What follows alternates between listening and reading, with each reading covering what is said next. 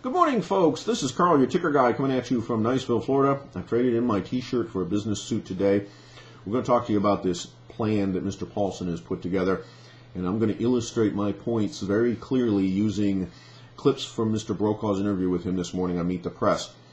As Mr. Paulson is a public official, I believe that this use is covered under fair use, and that the public has a right to not only know what's going on, but to comment on it. So without further ado, let's go ahead and get to it. This is not something that we wanted to do. This is something that is very necessary. We'd had excesses building up for some time in this country. They played out first in terms of bad lending practices, irresponsible borrowing, irresponsible lending. It then moved a chain reaction into the financial institutions, illiquid assets. Yeah, let's talk about that, Hank. You know, that may be a fairly succinct description of exactly how that occurred.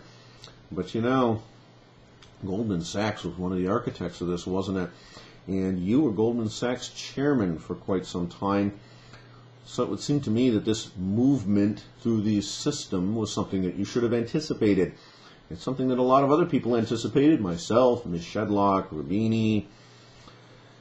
We've been talking about this for over a year now. We've been sending faxes and petitions and making videos and putting ourselves out there. We've been all over the place, in fact, with it. But you don't want to hear it. Now all of a sudden it gets to a place that there's a crisis. Was that crisis manufactured, or is that crisis the natural evolution of things? It's an open question. Let's keep going. We have over-complexity. Mortgages are now securitized, sliced and diced, put into tranches, sold all over the world. Yes, indeed we do, and let's talk about how that happened too. That would be because you at Goldman Sachs, along with these other titans of industry like Mr. Thain, Mr. Pandit, Dick Fuld, you guys all ran around and set up these structures to do this. It used to be that when you went and got a mortgage, you went to your local bank, that bank made the loan, they held it on their books, and they held it to maturity, and that meant that they had a very, very strong interest in making sure that you could actually pay them back. They also insisted that you put 20% of your purchase price down on the table as a earnest money deposit, essentially, to guarantee that the bank would not be the one who aided if something went wrong. But you know, as soon as securitization came into the world, that didn't become important anymore.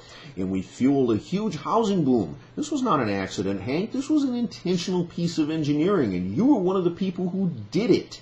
You're one of the people that made this monster. So Frankenstein has now woken up because he's been jolted by the electricity, and all of a sudden he's running around stepping on people's churches. Now you're surprised that this happened. I don't understand why. You're one of the guys that built this beast.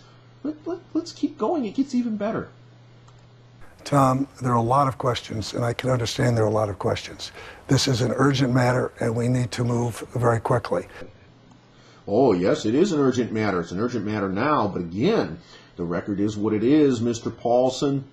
A year ago, when this whole thing started with the two hedge funds out of Bear Stearns, you started getting petitions and faxes from myself. You started seeing articles in the press from Mr. Rubini. You started seeing entries from Mish. You started seeing other people talking about the fact. You saw Mr. Schiller talking about this.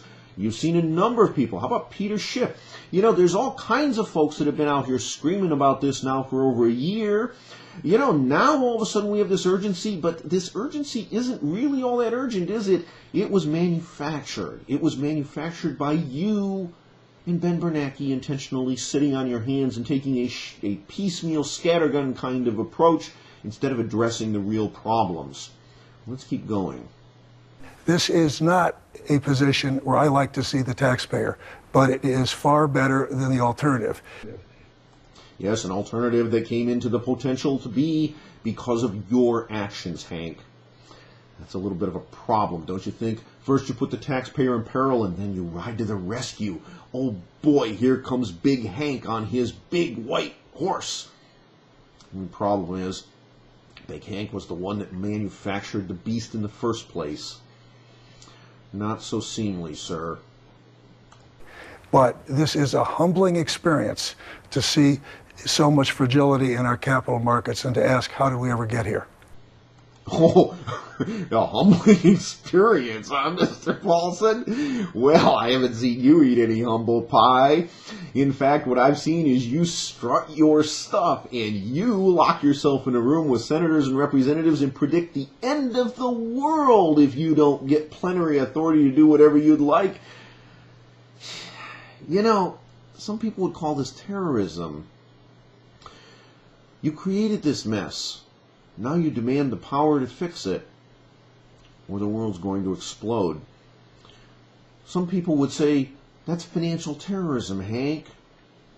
But you're the Treasury Secretary. You wouldn't think it would come from someone like you, would you? Let's keep going. Well, a lot of people are saying a lot of things, Tom, and a lot of people want to rewrite history. Yeah, a lot of people would like to rewrite history. That would probably be first and foremost you, Mr. Paulson. Look, I'm normally skeptical of my government, but in this case, I'm outraged. You cashed out over $500 million worth of stock and stock options when you came to work for the Treasury. You did so without paying 1 penny of tax. That's allowable under the law because we want people to be able to go into government work without being penalized by the tax code and having to divest themselves of their assets at the time that they do so. I understand that. What I don't understand and refuse to accept is the idea that you can create this kind of a Frankenstein monster of a financial system, an act that you clearly perpetrated, that you were an open and willing participant in when you ran Goldman Sachs. You can then sit around with your finger up your butt for the better part of a year, long beyond the time at which various commentators start raising hell, including myself, but not limited to myself. No, I don't have a PhD behind my name like Ben Bernanke does. I just ran a company for more than 20 years. You know, it isn't something that is very hard to figure out. It's just basic mathematics. When people can't pay their debts back, they default. When you make loans to people based upon the rising price of assets in a speculative bubble, it's going to end badly. I happen to be the CEO of an internet company during the technology bubble, so I know all about bubbles and about how they get blown and about how asset values get blown totally out of proportion, and the fact that they inevitably always bust. You, Mr. Paulson, went through the 1990s and the 2000 tech crash, and you ran Goldman Sachs during a major part of the housing bubble and during the creation of this credit mess. You are largely responsible for the creation of this monster, and now you wish the taxpayers to grant you plenary authority in order to bail them out. I don't believe you, Mr. Paulson. Furthermore, the proposal that you sent up to the Hill isn't going to cost $700 billion. It's going to cost an infinite amount of money. The $700 billion is the amount that you can hold on your balance sheet at any one time. You can launder money through that $700 billion facility as many times as you like, and one must presume that you will.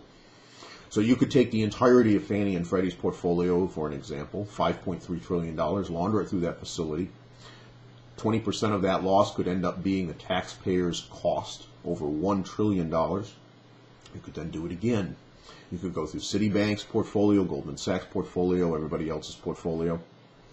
And you've conveniently written into the law a provision that nobody who gets damaged by your choice of which institutions die and which institutions live in this process, none of those people can sue.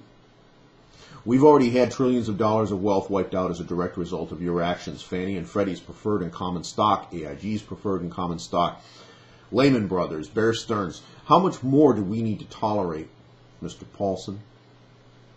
You're asking to be made dictator of the United States financial system, and I think it's time for the people of this country, as well as the Congress, to stand up and say, no mas. This is the last chance we get, folks. You need to get on the phone now, early, and often.